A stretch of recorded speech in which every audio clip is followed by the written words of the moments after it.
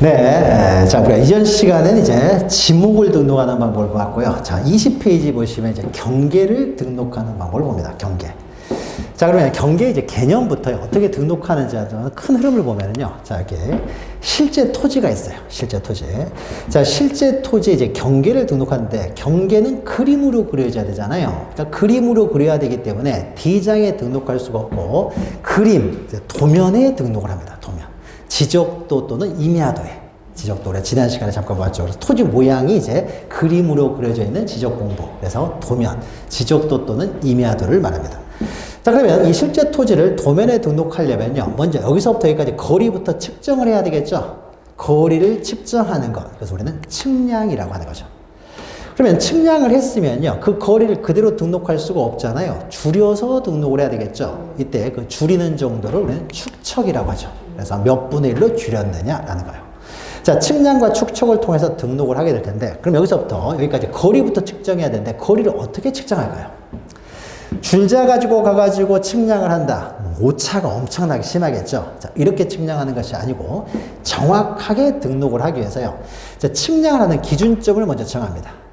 지적 공부에 등록하는 지적 측량을 위한 기준점이다. 그래서 이걸 지적 기준점이라고 해요. 나중에 측량 시간에 공부를 합니다.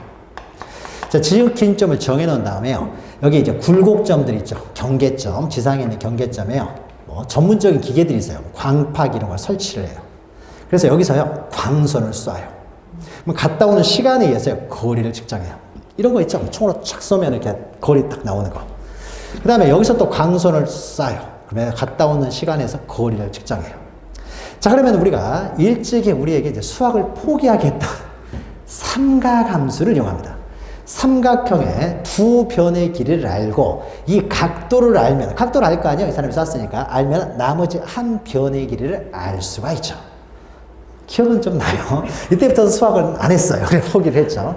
삼각함수를 만들어서 삼각형, 그러니까 삼각함수를 통해서 삼각형을 만들어서 측량하니까 이게 삼각 측량 방법이라고 해요. 자, 그래서 이 거리를 이제 측정을 해서 도면에 줄여서 등록을 합니다. 자, 그러면 이제 여기서 이제 문제가, 자, 실제 토지는요, 직선이 아니죠. 직선처럼 보이지만은 직선은 아닌 거죠. 직선은 수학 속에서만 존재하는 거예요. 자, 그런데 이 실제 토지의 거리를 측정할 때 우리가 삼각형을 만들어서 측량을 하다 보니까요, 지적 공부에 등록된 이 선은 직선으로 그려질 수밖에 없습니다. 직선으로 그려져요. 그럼 이때 이 도면, 즉 지적도나 임야도에 그려진 이 선, 직선을 우리는 경계라고 해요. 경계, 이걸 경계라고 합니다. 그럼 이 선의 굴곡점이 꼭지점이죠. 그래서 우리는 경계점이라고 해요. 그러면 이걸 경계점으로 했을 때 실제 토지의 경계가 있잖아요. 실제 토지의 경계는 이 경계와 구별하기 위해서 지상이라는 말을 붙여서요. 지상경계라고 해요. 지상경계의 이 점들은 이제 지상경계점 합니다. 그래서 경계와 경계점은 전혀 다른 개념이에요. 그럼 우리가 경계 그러면은 도면에 그어져 있는 직선, 이것을 우리는 경계라고 해요. 개념이 나오죠. 경계란 필지별로 경계점을 직선으로 연결하여 지적 공부, 즉 도면이죠. 지적도 임야도에 등록한 선을 우리는 경계라고 합니다. 쉽게 말하면 도면상의 이 선들을 경계라고 한다는 거죠. 도면상의 선들은 직선으로 그려지는 거예요. 이와 구별하기 위해서요. 그러면 지상경계는요. 지상경계는 이제 실제 토지의 경계예요. 그러면은 지적 공부에 경계를 등록하기 위해서는 먼저 지상경계가 정해져 있어야 되겠죠. 이게 있어야 측량을 통해 가지고 지적 공부를 등록할 테니까. 그럼 지상경계는 어떻게 정해집니까? 보통 이 토지와 인접하는 토지 사이에 담등이 있는 거죠. 담. 아니면은 둑이 있을 수도 있고요. 아니면 구조물, 철조망이 있을 수도 있고요. 아니면은 말뚝 같은 거 있죠. 빨간색 강목 같은 거, 말뚝 같은 거 있어요. 이게 박아져 있는 거죠. 이런 것들을 경계점 표지라고 해요. 이런 걸 통해서 우리는 지상경계를 구분을 해가지고 위치를 표시합니다. 그러니까 지상경계는 이런 것들에 의해서 구분되어 표시되어 있는 거죠. 그래서 우리가 지상경계하고 지적공부에 등록된 경계, 이 본래적 의미의 경계는 구별해서 사용해요. 자, 그러면 이제 개념을 봤고, 개념은 이 정도만 보시면 돼요. 그래서 동그라미 1번에 있는 것만 보시면 돼요. 경계의 동그라미 1번에 있는 개념하고, 그 다음에 양가로 2번에요. 지상경계 구분해가지고요. 둑, 담장, 구조물, 경계점, 표지 등으로 구분하여 표시한다 정도만 기억하시면 돼요. 나머지 내용들은 우리가 기본 강의에서 하기로 하고요. 여기서는 단단한 중요한 개념들만 중심으로 봅니다. 그럼 오른쪽에 양가로 3번을 보죠. 자, 지적 공부에 경계를 등록하기 위해서는 지상 경계가 먼저 정해져 있어야 되잖아요. 지상 경계가 있어야 그것을 측량을 통해서 등록을 할 테니까. 자, 그럼 우리가 지상 경계 이제 결정 기준이에요. 자, 지상 경계 결정 기준인데요. 지상 경계가 결정이 돼야 측량을 통해서 등록할 테니까. 그럼 우리가 자, 갑이 소유하는 한 필지 토지가 있고요. 여기 인접하는 을이 소유하는 한 필지 토지가 있으면 그 사이에 보통 담이 있죠. 담이 있을 수도 있고, 뭐 경계점 표지가 있을 수도 있고, 만약에 담이 있으면 이 담이 바로 지상 경계가 되겠죠. 그러면 이 지상 경계를 기준으로 해서 측량을 통해서 지적 공부에 등록을 합니다. 그럼 우리가 위에서 봤을 때는요, 요렇게 담이 설치되어 있고, 토지 요태지만, 옆에서 보면 이렇게 생겼겠죠? 여기는 갑이 소유하는 토지, 을이 소유하는 토지, 여기 담이 있습니다. 자, 그러면 담을 기준으로 측량을 할 텐데요. 문제는 담이 두께를 가지고 있네요. 그러면 왼쪽을 기준으로 측량하느냐, 오른쪽 기준으로 측량하느냐, 가운데를 기준으로 측량하느냐에 따라서 경계가 틀려지겠죠. 경계가 달라지면 면적도 틀려져요. 그러니까 어디를 지상 경계로 보느냐라는 거예요. 어디를 지상 경계로 보느냐는 어디를 기준으로 측량을 하느냐의 문제가 되겠죠. 경계를 등록하려면 측량을 해야 되니까. 자, 그럼 이때요. 자, 밑에 보시면 기역, 니은, 디귿, 리을, 미음에서 5가지 그림이 있고요. 위에 설명되어 있는 게 있어요. 기역, 니은, 디귿, 리을, 미음. 그러면 서로 연접하는 토지 간에 이렇게 높낮이 차이가 없어요. 자, 높낮이 차이가 없으면 이 담을 설치할 때 보통 갑과 을이 공동 비용으로 담을 설치하겠죠. 반반씩 부담해서. 그러면 이 담은 갑과 을이 공동으로 소유할 것이고요. 그럼 이때 담을 설치할 때는요, 갑과 을의 지상 경계에 딱 맞춰가지고 양쪽으로 담을 설치하겠죠. 한쪽에 치우치지 않고. 자, 그러면 연접하는 토지 간에 높낮이 차이가 없으면 지상 경계는 어디였다는 거예요? 구조물의 중앙이 지상 경계였다는 걸 말하겠죠. 자, 구조물의 중앙을 지상 경계로 한다는 거죠. 그리고 여기를 기준으로 측량을 한다. 그리고 여기를 기준으로 측량해서 등록을 한다는 거죠. 간단하죠. 그런데 이제 밑에 두 번째 니은번을 보면은요, 높낮이 차이가 있어요. 갑의 토지고 여기는 을의 토지고 높낮이 차이가 이렇게 있습니다. 그럼 높낮이 차이가 있으면요, 이 흙이 쓰러지지 않도록 축대 같은 걸 설치하겠죠. 축대. 여기도 구조물이 있습니다. 자, 그러면 이 축대는 갑이 설치해야 될까요? 을이 설치해야 될까요? 이것도 반반 부담해서 설치를 해야 될까요? 이제 생각을 해보죠. 만약에 축대가 없어가지고요, 을이 소유하는 이 토지가 허물어져가지고요, 갑에게 손해를 주기라도 하면요, 이것은 을이 다 책임져야 되는 거예요. 을의 토지가 손해를 줬으니까. 갑이 다치기라도 하면요, 을이 또 다 책임져야 되는 거예요. 그러니까 을은 어떻습니까? 자기 토지가 무너지지 않도록 막아야 될 의무를 부담하는 사람이죠. 의무를 부담하기 때문에 이 축대는 을이 설치를 해야 되는 거예요. 을이 설치를. 자, 그러면 을이 설치됐기 때문에 이 축대는 을이 소유하게 되겠죠. 그러면 을이 소유하는 이 축대를 을이 설치하는데 갑 토지 안쪽에다 설치하려고 하면 갑이 가만히 있지 않겠죠. 이 땅 안에다 설치라고 할 거 아니에요. 설치하라고. 그러면 을은 당연히 자기 토지 안쪽으로 설치를 했겠죠. 그러니까 지상경계는 구조물의 하단부가 지상경계였다는 걸 알 수가 있죠. 즉 연접하는 토지 간에 높낮이 차이가 있으면요, 구조물의 하단부가 지상경계 결정 기준이 된다. 여기를 기준으로 측량하여 등록한다라는 것이에요. 그럼 이제 또 세 번째를 보도록 하죠. 자, 세 번째는 여기 임야예요. 임야입니다. 이렇게 쭉 임야가 있는데요. 여기를 깎아가지고 도로를 만듭니다. 깎아서 도로를 만들었어요. 그리고 또 이럴 수도 있죠. 임야가 이렇게 있는데요. 임야를 깎아가지고 파내가지고요, 운하를 만들 수도 있죠. 운하는 지목이 국어였죠. 국어를 만들 수도 있어요.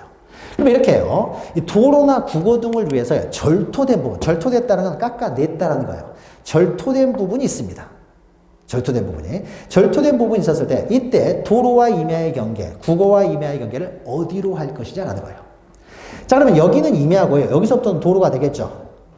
도로가 돼요. 그럼 여기서부터 여기까지 도로예요. 근데 여기 경사면이 있잖아요. 경사면. 이 경사면을 도로로 볼 것이냐, 임야로 볼 것이냐가 문제가 되겠죠. 도로로 보면 여기가 경계가 되고, 임야가 되면 여기가 경계가 될 테니까. 어디로 볼 것이냐에 있어서 이 깎인 부분은요, 도로를 만들기 위해서 깎은 부분이잖아요. 그래서 도로의 일부로 봅니다. 그럼 도로와 임야의 경계는 어떻게 되겠어요? 경사면의 상단부가 되겠죠. 국어도 마찬가지가 되겠죠. 여기는 국어예요. 그러면 경사면이 있겠죠. 경사면은 국어를 만들기 위해서 깎은 부분이기 때문에 지상 경계는 경사면의 상단부가 되겠죠. 즉 도로 구거동을 위하여 절토된 부분이 있으면 습니까? 경계는요 상단부가 되는 거예요. 경사면의 상단부. 자, 그러면 이렇게 경계에 있어서 가장 기본이면서도 시험 문제에 가장 많이 나오는 거예요. 자, 그러면은 중앙 하나 있고 하단부 하나 있고 상단부 하나 있죠. 그러니까 좀 편하죠. 그러면은 어떤 게 그러니까 요런 경우에는 상단부였냐 하단부였냐를요 우리가 그림을 연상하면 되잖아요. 연상을 하게 되면 헷갈리지 않게 되는 거죠. 다만 여기와 관련돼서는요 하나 이제 예외가 있는데요. 원칙은 이렇게 되는데 예외가 있는데 만약에 이걸 생각해 보죠. 만약에 원래는 의리 축대를 설치를 했어야 돼요. 설치를 했어야 되는데 의리 설치를 안 해요. 자, 의리 설치를 안 하면은요 갑이 잘못하면 죽게 생겼어요. 그러니까 자기 살기 위해서 갑이라는 사람이 축대를 설치를 했어요. 축대를 갑이 설치했으니까 자기가 살기 위해서 설치했어요. 그러니까 이건 갑의 것이 되겠죠. 그럼 갑이 축대를 설치할 때 이거 갑의 소유니까요. 을토지 안쪽에다 이렇게 설치하려고 하면 을이 가만히 있지는 않겠죠. 그럼 당연히 갑은 어떻습니까? 자기 토지 안쪽에다 설치할 수밖에 없겠죠. 그러면 이때는 어떻습니까? 여기가 경계였다는 것을 말하겠죠. 자기 토지 안쪽에다가. 위에 것도 마찬가지입니다. 원래 반반 부담해서 공동 소유하니까 중앙으로 설치를 하는 것인데 다만 을은 담 설치할 생각이 없어요. 그래서 갑이요 혼자서 자기 비용으로 설치를 합니다. 그러면 이거는 담은 갑의 것이 되겠죠. 그러면 갑은 당연히 자기 토지 안쪽으로 담을 설치할 수밖에 없었겠죠. 그러니까 여기가 지상 경계가 되는 거예요. 반대로 이 담을 을이 설치했다 그러면 이것은 담이 을의 것이기 때문이었습니까? 이때는 자기 토지 안쪽으로 여기다가 자기 토지 안쪽으로 설치를 했겠죠. 여기가 지상 경계였다는 걸 말하겠죠. 다시 말해서요. 거기 보시면은 동그라미 1 지상 경계 결정 기준에서 다음에 구분에 따른다 해서 다만 해가지고 나오죠. 다만. 그래서 기역, 니은 경우에, 디귿의 경우에요. 처음에 설명했던 일반적인 경우에 기준이었던 거고, 만약에요. 구상경계 구획을 형성하는 구조물 등의 소유자가 처음에 제가 설명했던 것과 다르면 어떻습니까? 그때는 그 소유권에 따라 지상경계가 결정이 된다는 거죠. 소유권에 따라서. 갑의 것이면 여기가, 을의 것이면 여기가 이렇게 되는 거예요. 그러니까 일반적인 경우 이외에 예외적인 현상이죠. 이렇게 해서 지상경계가 정해집니다. 자, 그 다음에 이제 디귿하고 리을하고 미음이 있는데 요건 조금 다른 거예요. 자, 요 토지는 바다와 인접하고 있어요. 바다와. 여기 바다가 있습니다. 바다가 인접하고 있었을 때 토지와 바다의 경계를 어디로 볼 것이냐가 또 문제가 됩니다. 그러면 어디로 볼 것이냐 거기에 따라서 측량을 해서 등록할 테니까. 근데 이 바닷물이요 빠져나갈 때는 여기까지 빠져나가는데 올라올 때는 여기까지 올라와요. 그러니까 바닷물이 나가고 들어오는 곳 우리가 이걸 뭐라 그래요? 갯벌이라고 하는 거죠. 갯벌. 바다가 들어오고 나가는 거 바닷물이. 이 갯벌을요 민법적으로요 간석지라고 표현합니다. 갯벌 간석지. 자, 그러면 바닷물이 들어오고 나가는 것을 토지로 볼 것이냐 바다로 볼 것이냐라는 거예요. 해면에 접하는 경우. 아니면 평균으로 중간으로 볼 것이냐. 이와 관련돼서 우리 법에서는요 일단 바닷물이 들어오는 곳이면요 다 바다로 취급해요. 갯벌은 바다가 되는 거예요. 바다로 취급합니다. 그럼 토지와 바다의 경계는 어디가 되겠어요? 물이 나간 지역이 아니라 평균도 아니죠. 최고로 올라왔을 때 여기가 바로 지상 경계가 되는 거죠. 자, 이것을 표현하면은요 최대 만수위가 되는 선, 평균이 아닙니다. 최대가 되는 선, 여기가 경계가 되는 거예요. 평균이 아니고. 최대 만수위. 물론 바다를 예를 들었지만요. 꼭 바다가 아닌 경우도 있어요. 강일 수도 있죠. 강. 아니면 호수일 수도 있겠죠. 호수가 있습니까? 수면이 올라가기도 하고 내려가기도 하잖아요. 그때 어디를 기준으로 그 유지와 토지, 아니면은 하천과 토지의 경계를 할 것이냐. 이것도 이런 문제가 발생합니다. 그럼 이때는 최대한 올라왔을 때를 기준으로 잡아서 지상 경계가 설정이 되고, 여기를 기준으로 측량을 해서 등록을 한다는 거예요. 아시겠죠? 자, 그 다음에 또 하나는 이제 마지막 5번인데요. 5번은. 자, 바다예요. 여기도 바다. 여기는 바다예요. 자, 바다를 매립을 합니다. 그래서 토지를 이제 보서 매립을 하는데, 매립을 해도 여기까지밖에 매립이 안 됐어요. 그럼 바닷물이 계속 들어오잖아요. 매립의 의미가 없죠. 그럴 때는 어떻게 합니까? 토지가 바다보다 낮을 때는요, 제방을 쌓으면 되는 거죠. 제방을 쌓죠. 제방을 쌓으면 어떻습니까? 이제는 바닷물이 못 들어오겠죠. 그러면 제방은 토지죠. 그래서 제방에 의해서 토지와 바다가 구분될 때요. 공유수면 매립지라는 것은 바다를 매립한 지역이에요. 그래서 제방을요, 토지에 편입하여 등록해요. 제방은 토지죠. 지목을 가지고 있으니까. 등록을 할 때, 그때 토지와 바다의 경계, 즉, 제방과 바다의 경계는 어디로 할 것이냐. 그러면 이때도요, 최대 만조위로 하게 되면요, 바닷물이 가장 많이 올라왔을 때로 할 것이냐. 이거 관련돼서 바닷물이 가장 많이 올라왔을 때라는 것이요, 오늘 다르고 내일 다르죠. 내일 모레는 또 다를 수 있는 거죠. 굉장히 불명확해요. 불명확해도 어쩔 수 없고 공적으로 결정을 해야 되는데, 제방에서 나뉠 때는요, 이 바닷물은 어떻습니까? 여기를 절대 못 넘어가겠죠. 여기를 넘으면 더 높이 쌓일 테니까요. 그러니까 여기는 딱 정해진 기준선이 있죠. 자, 그래서 제방에서 바다와 토지가 구분을 될 때는요, 이럴 때는요, 최대 만조위로 하는 것이 아니라, 여기를요, 제방의 바깥쪽 어깨라고 해요. 여기는 안쪽 어깨. 여기는 안쪽 하단부. 그래서 제방에서 나뉠 때는요, 제방의 바깥쪽 어깨 부분을요, 지상 경계로 결정합니다. 그리고 여기를 기준으로 측량을 해서 등록을 한다는 거예요. 바깥쪽 어깨 부분. 경계에 있어서 가장 기본이 되고 시험 문제가 가장 많이 출제되는 것에 대해서 설명을 드렸어요. 그럼 여기를 기준으로 지상 경계가 정해지면은 여기를 측량을 통해 가지고 지적 공부에 등록을 하겠죠. 그 선으로. 자, 경계에 대해서 가장 중요한 내용을 했고요. 넘기시면 경계에 관해서요, 부수적인 내용들이 또 나옵니다. 그런데 요것들은요, 우리 나중에 기본 강의 시간에 하기로 하고요. 경계의 가장 중요한 지상 경계의 결정 기준만 잠깐 보았습니다. 경계에 관한 시험 문제는요, 경계를 묻는 문제가 아니라 지상 경계를 묻는 문제들이에요. 지상 경계가 정해져야 경계를 등록할 테니까 이때 지상 경계가 어떻게 정해지느냐, 주로 시험 문제는 지상 경계에 관한 문제입니다. 자, 경계는 여기까지 하고요. 자, 그러면은 이제 23페이지 보시면요, 오른쪽 아래 면적이 있죠, 면적. 자, 면적은 어떻게 등록하느냐, 면적을 보도록 하겠습니다. 면적. 자, 어떤 토지가요, 우리 옆에서 봤을 때요, 이렇게 생겼어요. 이렇게. 토지가. 여기서부터 여기까지가 한 필지라고 해보죠. 그럼 우리가 면적을 구할 때요, 이 지표면이죠. 이 지표면의 면적을 등록하느냐, 이제 면적을 등록할 때 지표면의 면적을 등록할 것에 있어서요, 이 지표면의 면적은요, 굴곡이기 때문에 구하기도 힘들지만요, 면적을 등록을 했어요. 그런데 삽질을 한번 했습니다. 면적이 바뀌어버리죠.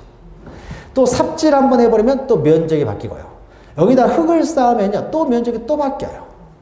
자, 그러면 하루에도 수도 없이 지표면의 면적은 바뀔 수가 있는 거죠. 수도 없이 바뀔 수 있는 지표면은 구할 수도 없고 구해봤자 의미가 없습니다. 등록해봤자 의미가 없기 때문에 우리가 지적공부에 등록되는 면적은요, 지표면의 면적을 등록하는 게 아니에요. 그럼 우리가 여의도의 면적은 얼마다, 한반도의 면적은 얼마다, 서울시의 면적은 얼마다 라고 할 때 그 면적은요, 지표면을 말하는 게 아니에요. 그러면 어떤 걸 말하냐면요, 이 해수면과의 수평면상의 넓이를 말합니다. 해수면과의 수평면. 그러면 이 수평면상의 넓이는 어떻습니까? 이 수평면은 아무리 삽질을 해도 변하지 않는 넓이가 되겠죠. 그래서 이 수평면상의 넓이를 등록하는 거예요. 그러면 이제 면적의 개념이 나왔네요. 개념. 자, 면적이라고 하는 것은요, 지표면의 넓이를 구하는 것이 아니라 수평면상의 넓이를 말해요. 그리고 면적은 우리가 뒤에서 하겠지만요, 지적 공부 중에서 토지대장, 임야대장에만 등록되는데, 그래서 나중에 우리가 다음 시간에요, 지적 공부의 종류별 등록사항을 이제 설명을 할 거예요. 그때 설명을 드리고, 아무튼 수평면상의 넓이를 등록한다. 그리고 면적의 단위는요, 과거에는 평 단위를 사용했는데 지금은 제곱미터 단위를 사용합니다. 그럼 우리가 한 평은 보통 3.3제곱미터죠. 그래서 지금 제곱미터 단위를 사용해요. 그러면 330제곱미터 그러면은 100평을 의미하겠죠. 자, 그런데 이제 문제는 그러면 수평면상의 넓이를 어떻게 구할 거냐? 수평면상의 넓이를. 어떻게 구해요? 땅을 파가지고 평평하게 만들어서 구할 수는 없죠. 이 면적을 어떻게 구하느냐라는 겁니다. 자, 그러면 수평면상의 넓이를 구하는데 우리가 앞에서 경계를 배웠잖아요, 경계. 그러면 경계를 도면상에 우리가 등록을 한다고 했죠. 도면상의 경계가 이렇게, 이 토지가 이제 도면상에 등록이 되어 있으면 이 도면에 등록된 이 토지가 없습니까? 이게 도면이 평면도잖아요. 이게 수평면이죠. 평면도니까. 자, 그러면 이때요, 이 수평면상에 평면도 도면에 이제 등록이 됐으니까 이렇게 구하는 거예요. 만약에 위에서 봤을 때 이렇게 생겼을 때는요, 만약에 이 토지를요, 줄여가지고 축척을 통해서 도면에 등록을 했는데, 만약에 500분의 1로 줄였다고 해보죠. 500분의 1로 줄였다는 것은요, 여기 1cm가 실제로는 500cm라는 거죠. 그러면 500cm라는 건 공 2개 빼면 5m가 되겠죠. 미터가 돼서. 자, 그러면 이때요. 도면에서 딱 봤더니 가로가 4cm예요. 그러면 이건 실제로는 몇 m라는 거예요? 1cm가 5m니까 4cm면은 20m라는 거죠. 그래서 도면에서 여기를 재봤더니 여기는 3cm가 나와요. 그러면 실제로는 몇 m라는 거예요? 500분의 1을 줄였으니까 실제로는 15m였다는 걸 말하겠죠. 그러니까 여기는 15m, 세로가, 이 토지의 세로는 실제로는 15m, 가로는 어떻습니까? 20m가 되기 때문에 면적은 어떻게 돼요? 곱하면은 300제곱미터가 되겠죠. 그렇죠? 이 정도 곱셈을 우리가 할 수 있으니까. 그래서 300제곱미터. 자, 이렇게 이제 실제 면적, 수평면상의 넓이가 나오는 거죠. 자, 그런데 문제는요, 실제로는 이렇게 면적을 측정하지는 않습니다. 그러니까 평면도를 옮겨서 도면 위에서요, 이렇게 자로 재가지고 이렇게 계산하는 것이 아니라요. 자, 실제 토지는 이렇게 생긴 토지는 별로 없어요. 실제 토지는 이렇게 생겼을 거 아니에요? 이렇게. 복잡하게 생겼죠? 자, 도면에는 직선으로 그려지기 때문에 이렇게, 실제 토지가 이렇게 생겼어요. 자, 그러면 이 토지의 면적을 구한다고 해보죠. 이 거리를 측정하고, 거리를 측정했어요. 그 다음에 어떻게 계산해요?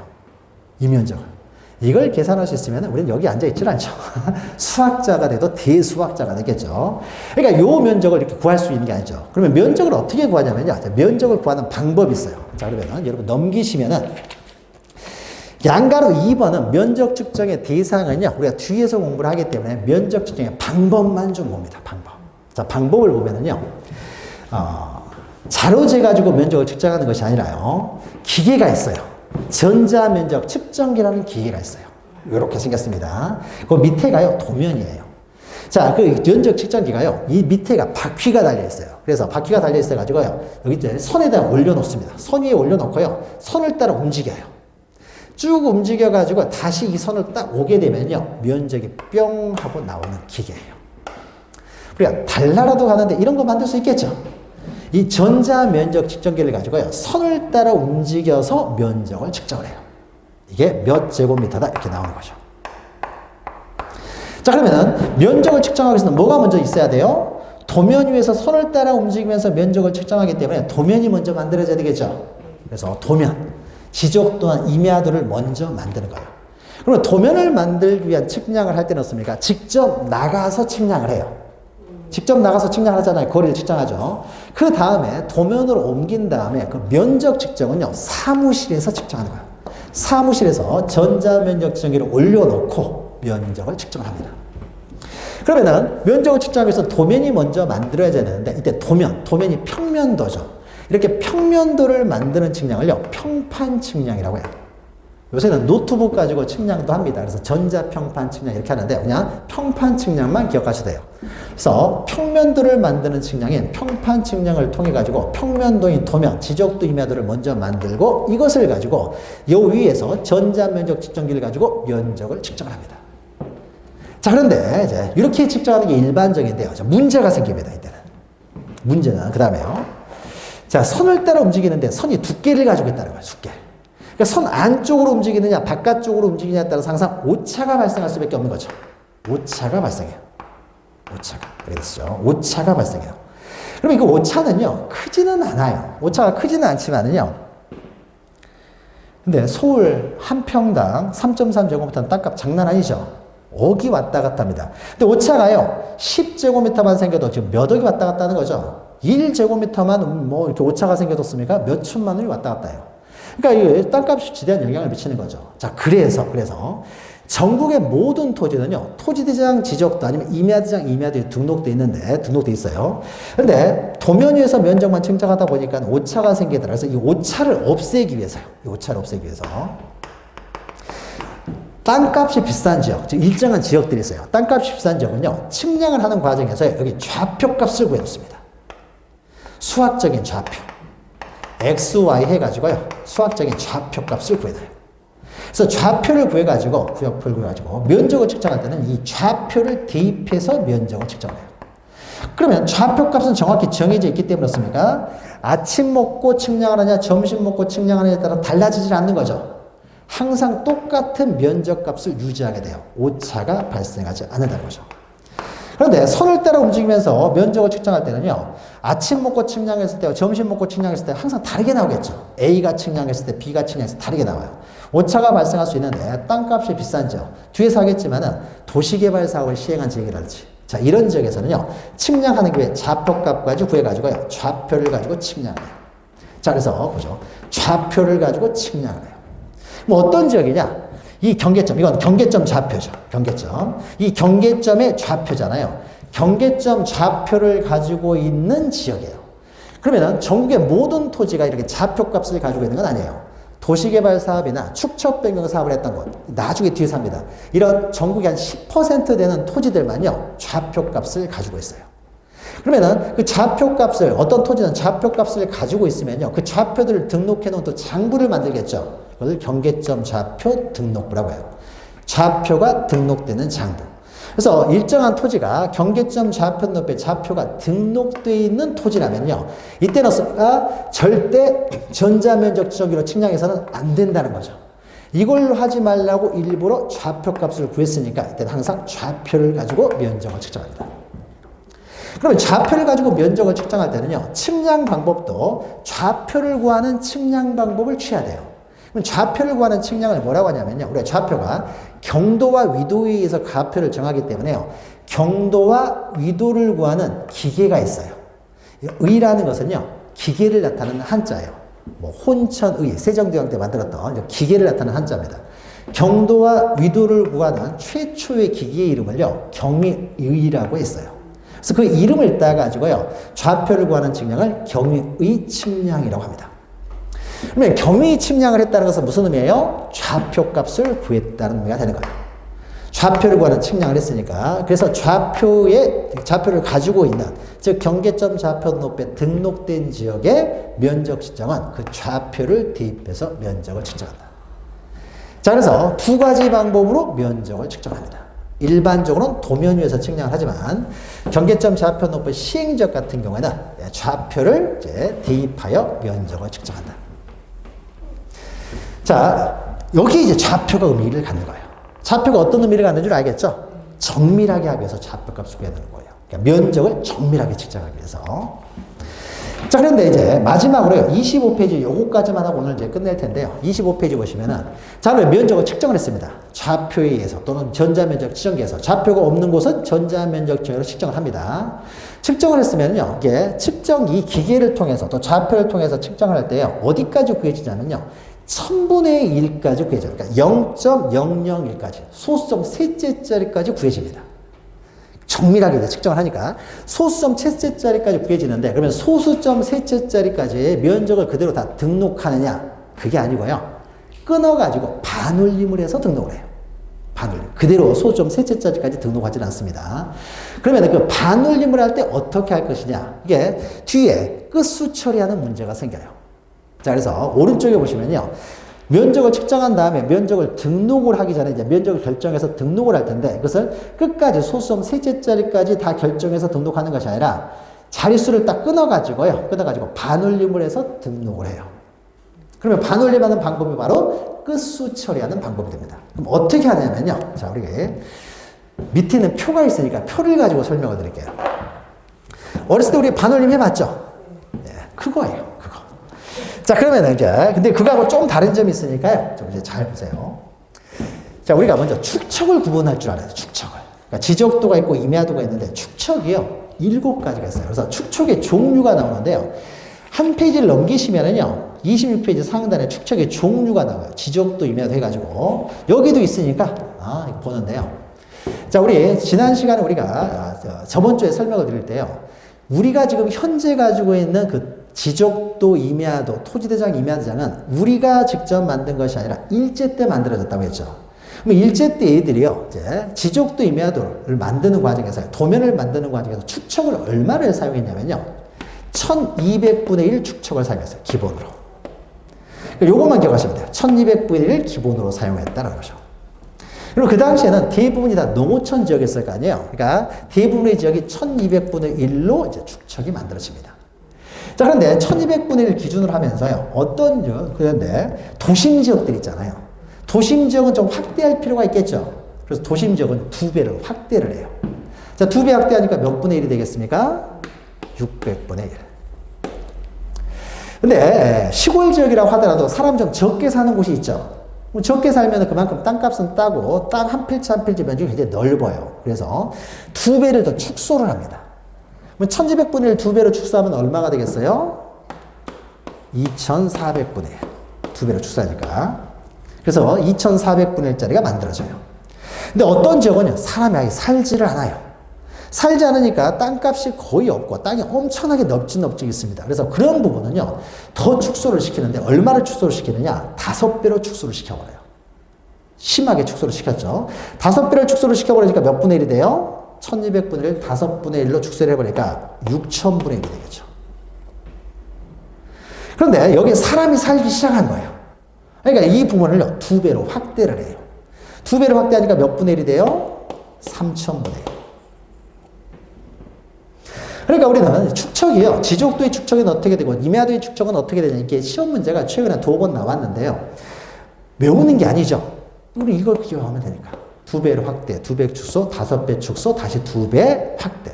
그래서 일제 때는요. 이렇게 5가지를 사용했어요. 자, 그런데 문제가 생기는 것이요. 자, 우리가 측량을 했을 때 1200분의 1, 600분의 1 하다 보면 소수점이 많이 생기는 거죠. 애초에 처음부터 1000분의 1, 500분의 1 하면 소수점이 적게 나오잖아요. 적게 나오죠. 그래서 우리 손으로 다시 이제 측량을 합니다. 어떤 지역을요, 전체적으로 도시개발 사업을 해요. 그래서 도시개발 사업은 이런 거죠. 어떤 토지가 이렇게 있는데 복잡하게, 도시 변두리 지역, 복잡하게, 물고기 비닐처럼 굉장히 복잡하게 생겼죠. 자, 이렇게 복잡하게 생긴 것을 어떻습니까? 네모 반듯반듯하게 만들어요. 도시개발 사업을 통해서. 자, 그럼 어떻습니까? 이 필지 한 필지 한 필지들이 어떻습니까? 면적, 경계, 좌표들이 다 바뀌어버리죠. 새롭게 확정하기 위한 측량을 하게 되는데 이것을 지적 확정 측량이라고 해요. 나중에 측량 시간에 자세히 공부를 합니다. 그러면 이때 측량을 하는 과정에서 도면도 새로 만들어야 되잖아요. 이때 도면을 새로 만들 때 이게 만약에 600분의 1 구도심이었다라고 했을 때요. 이걸 그대로 600분의 1을 사용하면 소수점이 많이 나오니까 어차피 도면을 새로 만드는 김에 보기 좋게 소수점 많이 안 나오도록 500분의 1로 합니다. 그러니까 600분의 1로 도심지역은 없습니까? 500분의 1로 해요. 도시개발 사업 시행지역은. 그러면 도시에만 도시개발 사업을 하는 것이 아니라 농어촌 지역도요. 농어촌 정비 사업을 하죠. 그래서 밭이나 논이 이렇게 생긴 걸 어떻습니까? 네모 반듯반듯하게 바둑판처럼 만들잖아요. 그러면은 농어촌 정비 사업을 하게 되면요. 이렇게 만들어져요. 그럼 이때도 똑같은 일이 발생하겠죠. 면적 경계 등을 새로 정하면서 도면도 새로 만들어야 돼요. 경계가 다 바뀌니까. 그러면 이때 축척도요. 1200분의 1이니까 너무 소수점 많이 나오더라. 그래서 이것을 어떻습니까? 여기 시골이니까 도시만큼 500분의 할 필요는 없잖아요. 그래서 이것을 1000분의 1로 해요. 그럼 소수점 적게 나올 거 아니에요. 그래서 1000분의 1이 또 만들어져요. 자, 그러니까 1000분의 1, 500분의 1이요. 새로 도면을 만들면서 이제 500분의 1, 1000분의 1을 사용하다 보니까 어떻습니까? 축척의 종류가요. 7가지가 돼요. 자, 7가지가 되는데 7가지를 외우는 게 아니겠죠? 1200분의 1 이것만 딱 기준으로 세우면 어떻습니까? 그러니까 처음에 할 때 1000분의 1로 했으면 편하잖아요. 1번이 여러 가지로 마음에 안 들죠. 그래서 위에 3개 있고 아래 3개 있는 거죠. 그래서 찾아낼 수가 있는 거죠. 자, 그러면 우리가 이때요. 지족도 축척은요. 이 7가지를 다 사용을 합니다. 지족도는. 근데 임야도는 사람이 거의 안 살죠. 그래서 임야도는 밑에 3000분의 1, 6000분의 1 둘만 사용해요. 임야도 축척은 2개가 있고 지족도 축척은 이제 7가지가 있어요. 자, 그러면 이때요. 땅값이 가장 비싼 곳은 어느 지역이 되겠어요? 요 지역이죠. 도심 지역. 그런데 도심 지역은 어떻습니까? 땅값이 비싸니까 여기서는요, 0.1제곱미터까지 등록을 해요. 근데 비교적 땅값이 싼데, 여기는 시골 지역이 되겠죠? 여기는요, 1의 자리까지만 끊어가지고 등록을 합니다. 1의 자리까지. 자, 그리고 하나 더 들어가면은요, 자, 여기서 지적 확정 측량해서 도시개발 사업을 하는 과정에서요, 다시 측량을 하는 김에 땅값이 올라갔을 테니까 여기 좌표값도 구해요. 원래는 과거에는 좌표가 없어요. 여기는 좌표가 없었어요. 근데 측량을 다시 하는 김에 좌표값도 구합니다. 그러면은 우리가 경계점 좌표 등록부에 좌표가 등록된 지역이라면은 정확하게 면적을 측정할 수가 있죠. 자, 그래서 500분의 도시개발 사업을 했을 경우에는요, 500분의 1로 하면서요, 경계점 좌표값도 다 구해요. 그래서 정확하게 측량합니다. 그런데 도시개발사업 시행한 지역만 경계점 좌표를 구하는 건 아니고요. 농어촌 정비 사업을 해서 축척이 1000분의 1인 지역도요. 좌표 값을 때는 구할 수도 있어요. 그래서 만약에 축척이 1000분의 1이 되건 6000분의 1이 되건 500분의 1이 되건 상관없이 좌표를 구했다는 것은요. 면적을 정확하게 측정할 수가 있다는 거잖아요. 정확하게 측정이 가능하기 때문에 축척과 상관없이요. 경계점 좌표 등록부에 등록된 지역은 다 0.1제곱미터까지 등록을 합니다. 제곱미터의 한 자리까지. 그러면 주로 500분의 1은 여기에 해당돼요. 500분의 1은 당연히 경계점 좌표를 가지고 있고, 그러나 500분의 1이 아니라고 하더라도, 축척이 1000분의 1이라고 하더라도 상관없이 경계점 좌표 등록부에 등록되어 있는 지역이라면 다 0.1까지 등록을 해요. 그러면 경계점 좌표 등록부에 등록되지 않은 지역이면서 땅값이 가장 비싼 곳은 어디가 돼요? 구도심이라고 할 수 있는 600분의 1 지역이 되겠죠. 도시니까. 그래서 요 두 지역은요, 0.1까지 구하고요. 나머지 지역들은요, 1의 자리까지, 제곱미터 단위로만 구합니다. 1의 자리까지. 여기는 0.1까지, 여기는 1까지. 1의 자리까지, 소수점 첫째 자리까지. 자, 그러면요, 이제 이 지역을 먼저 생각해 보죠. 그러면 1의 자리까지 등록하는 곳이에요. 자, 1의 자리까지 등록하는 곳에서요, 만약에 면적을 측정을 했더니요, 어떤 토지의 면적이요, 이 토지의 면적이 24.6이 나왔어요. 1의 자리까지 등록한다고 했죠? 반올림 해야 될 거 아니에요? 올려요, 버려요? 당연히 올리는 거죠. 이 정도 우리 알잖아요. 이거는 올려야 되겠죠. 24.4가 나왔어요. 당연히 버려야 되겠죠. 자, 그러면은, 여기서 여기까지 우리가 쉽게 할 수 있어요. 그럼 만약에 24.51이 나왔어요. 이건 올려요, 버려요? 올려야 되죠. 쉽게 생각하세요. 그러면 만약에 24.49가 나왔어요. 여기까지 구하는데, 이건 버려요, 올려요? 버리죠. 4구니까. 이건 올리고요. 그런데 만약에요, 여기가 24.5로 딱 떨어졌어요. 여기까지 구하는데 5로 딱 떨어졌어요. 이건 올려요, 버려요? 수학적으로는 올리기로 했어요. 자, 그럼 보죠. 우리가 반올림을 할 때요, 뒤에 X 뒤에 1의 자리 뒤에서요, 0부터 1까지 해가지고요, 여기 중간이 0.5가 있어요. 정중앙이 0.5죠. 자, 그러면은 0.5를 초과하면 당연히 올리죠. 0.5 미만이면 버려요. 이게 반올림이잖아요. 근데 우리가 0.5로 딱 떨어졌으면요, 여기는 정중앙에 있는 거예요. 정중앙. 5, 1이면 올라가요. 4, 9면은 버리는 거고요. 정중앙이었을 때요. 자, 그러면 정중앙이었을 때는 버릴 수도 있고 올릴 수도 있는 거잖아요. 정중앙이니까. 근데 우리가 수학적으로는 올리기로 약속을 했어요. 그러니까 정중앙은 올리기로 해서 올려왔습니다. 수학에서는. 그런데 만약에 이렇게 해버리니까요, 이런 문제가 발생해요. 자, 인접하는 토지가 또 하나가 있어요. 근데 여기는요, 면적을 측정했더니 이거는 24.5가 나오고 이거는 23.5가 나왔어요. 자, 그러면 우리가 수학적으로 5로 딱 떨어져 버렸다는 거죠. 5, 1이 아니라. 그러면 이제 만약에 반올림해서 등록할 때는 이건 25로 등록한다는 거죠. 자, 이것도 반올림하게 되면 24로 등록하겠죠. 그러면 지적공부에 등록된 면적이 합계 넣습니까? 얼마가 돼요? 49가 되죠. 실제 토지의 면적이 합계는 얼마가 돼요? 48이잖아요. 오차가 생긴다는 거예요, 오차가. 그러면은 초과하는 것은 올리고 미만은 버리다 보면 오차가 쌤쌤이가 되겠죠. 그런데 문제는 0.5로 딱 떨어졌을 때였습니까? 이때를 무조건 올려버리니까 항상 계속 오차가 생기는 거예요. 그러면 전국의 모든 필지 3,500만 필지를 측정해버리면 어떻습니까? 실제 토지의 면적의 합계보다요, 지적공부에 등록된 면적의 합계가 점점 커져버리는 거예요. 그러니까 문제가 생기는 거죠. 실제 토지 면적과 안 맞게 되는 거예요. 자, 그래서요, 우리 지적법에서는요, 이 오차를 줄이기 위해서 수억보다 더 정확한 반올림을 해요. 0.5도요, 0.5로 떨어졌을 때도 반은 올리고 반은 버립니다. 오차를 없애기 위해서, 쌤쌤 시키기 위해서. 그럼 어떤 경우는 올리고 어떤 경우는 버리냐에 있어서요, 1의 자리까지 구한다고 했어요. 그러면은 구하고자 하는 숫자, 그 1의 자리, 즉 5 앞에 있는 숫자를 보는 거예요. 숫자, 5 앞에 있는 숫자를 봐가지고요, 13579면 올려요. 0, 2, 4, 6, 8이면 버려요. 그럼 반반씩 되는 거죠? 재밌죠? 그러니까 어떻습니까? 여기는 홀수잖아요. 13579. 그러니까 이거는 올려요. 근데 여기는 어떻습니까? 짝수잖아요. 이거는 버려요. 버리니까 어떻습니까? 이것도 24로 등록을 해요. 그러니까 어떻습니까? 합이 48이 돼서 실제 토지 합계하고 지적공부에 등록된 면적의 합계에 오차를 줄일 수가 있는 거죠. 이렇게 반올림을 하는 이유를 알겠죠? 이렇게 해야 오차가 없어지니까. 그래서 0.5 뒀습니까? 반은 올리고 반은 버리겠다라는 거예요. 요것만 기억하시면 되죠. 일반적인 반올림하고 동일한데 0.5였을 때 수학적으로는 올리기로 약속했지만 이것도 우리는 반은 올리고 반은 버리겠다는 거죠. 135친구 올리고 0, 2, 4, 6, 8을 버린다. 자, 이것을 글로 표현하면 습니까?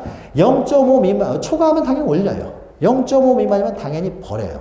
근데 0.5로 딱 떨어져 버렸다는 거죠. 그러면 이게 무조건 올리는 것이 아니라, 수학에 따라서 올리는 것이 아니라, 구하고자 하는 끝자리니까 바로 앞자리가 돼요. 1의 자리를 숫자를 봐가지고요. 홀수이면 올리고 짝수이면 버려요. 0이나 짝수이면. 그럼 어떻습니까? 반반씩 또 쌤쌤이가 되니까 오차가 사라지게 되겠죠.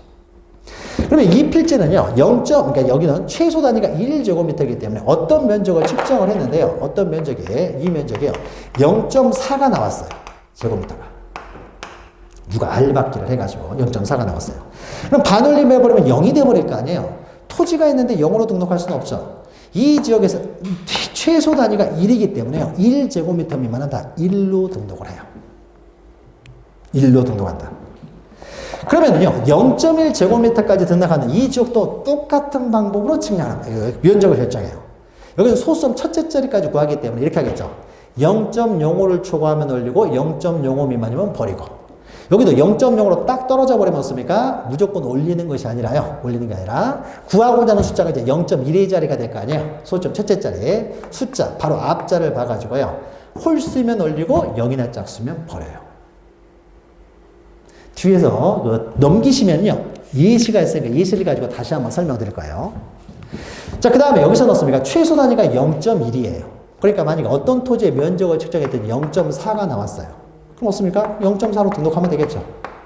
여기는 소점 첫째 자리까지 등록을 한다고 했잖아요. 0.4로 등록하면 돼요. 근데 여기서 이 지역에서 0.04가 나왔어요.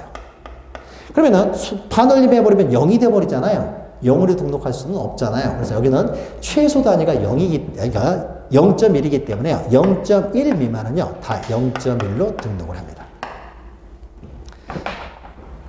어느 정도 이해를 하셨죠? 근데 반올림 하는 거, 요것만 잘 기억하시면 되는 거죠. 자, 그럼 우리 예시를 가지고 한번 보죠. 예시를 가지고. 이런 것들이 또 시험 문제 나와요. 어떻게 등록하느냐. 반올림 하는 방법을 물어보는 거죠. 근데 일반적인 반올림하고 동일한데, 5로 딱 떨어졌을 때, 그때 수학에서는 올리기로 했지만은 우리 지적에서는 그 경우에도 어떻습니까? 반은 올리고 반은 버리겠다라는 거죠. 자, 그럼 먼저 보죠. 예시. 그 26페이지 있으니까요. 자, 왼쪽에 있는 것부터 보죠. 자, 경계점 좌표높이 시행 지역과 그 600분의 1은 0.1까지 결정하는 거예요. 그럼 그 이외의 지역은 1제곱미터까지 등록을 합니다. 자, 그럼 보죠. 자, 542.4가 나왔어요. 그러면 우리는 1의 자리까지 끊는 거죠. 그러면 뒤에 보니까 이제 끝수가 있죠. 끝수가 있으니까 이것을 반올림을 해야 되겠죠. 4니까 버려야 되겠죠. 자, 그럼 밑에 넣습니까? 242.6인데 뒤에 여기서 1의 자리까지 구하는데 끝수 6이 있는데 6은 올려야 되겠죠. 자, 그 다음에 그러니까 올리니까 이제 543이 될 것이고요. 그 다음에를 보죠. 또 여기서 1의 자리까지 구하는데 여기 뒤에 보니까는 0.49가 있잖아요. 그럼 이거 넣습니까? 버려요, 올려요?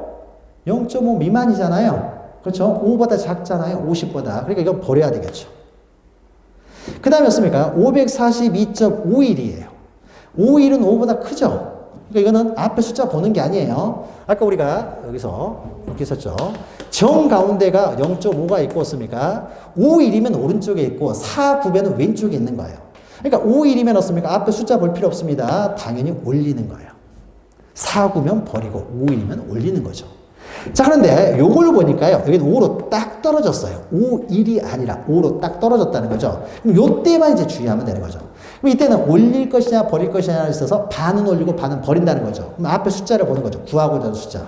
짝수죠. 이때는 앞에 숫자를 보는 거예요. 짝수니까 버려요.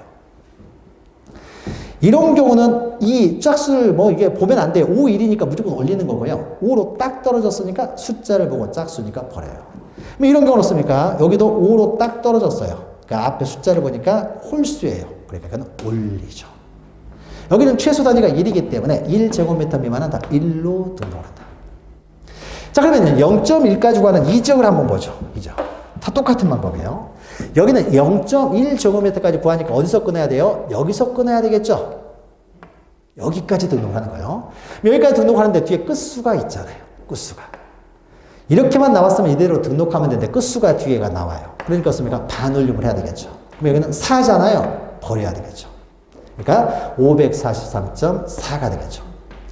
자, 요것은요, 요것도 소수점 첫째 자리까지 구하는데 뒤에 끝수가 있는데 5보다 커요. 이거는 올려야 되겠죠. 그래서 543.5가 되겠죠.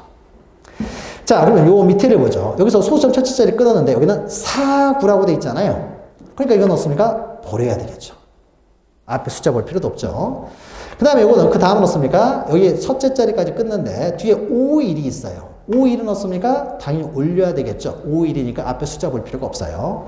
올리니까 어떻습니까? 543.5가 되겠죠. 자, 그 다음에 밑에 보니까 어떻습니까? 여기는 소점 첫째 자리까지 끊었는데 뒤에 5로 딱 떨어져 버렸잖아요. 그럼 이때는 앞에 숫자를 봐야 되겠죠. 구하고자 하는 숫자. 짝수니까 버리겠죠. 그러니까 543.4. 여기 넣습니까? 5로 딱 떨어졌는데 앞에 숫자가 홀수잖아요. 그러니까 이건 올려야 되겠죠. 543.4. 여기는 최소 단위가 0.1이기 때문에 0.1 미만은 다 0.1로 한다는 거죠. 그러면 우리가 일반적인 우리가 수학 시간에 배웠던 반올림, 그러니까 몇째 자리까지 반올림 해라 이런 거 하잖아요. 1의 자리까지만 구해라. 1의 자리까지만 반올림 하라. 이거는 0.1의 자리까지 반올림 하라는 거죠. 수학 시간에 배웠던 반올림하고 동일한데 요 두 가지만 차이가 나는 거죠. 요 두 가지. 5로 딱 떨어졌습니다. 반은 올리고 반은 버린다라는 거. 요것만 잘 기억하시면은 면적 결정하는 방법은 어렵지가 않죠. 이게 시험 문제가 나오니까 잘 기억하시면 돼요. 근데 숫자가 나오니까 우리는 숫자 울렁증들이 있어가지고 굉장히 좀 힘들어 하시는데 쉽게 생각하시면 돼요. 쉽게. 우리가 방금 했던 것만 잘 이해하시면 됩니다. 자, 그럼 여기까지 하게 되면요. 우리가 지금까지 오늘 지번, 지목, 경계, 면적 4가지 등록 방법을 본 거예요. 등록 방법. 그러면은 이렇게 하면은요. 2장이 모두 끝납니다. 자, 오늘 참 많은 내용을 했어요. 그러면 3장에 가서는 이제 이런 것들이 이제 등록되는 지적공부의 종류별 등록사항들을 다음 시간에 합니다. 자, 오늘은 여기까지 하고요. 다음 시간에 뵙겠습니다. 수고하셨습니다.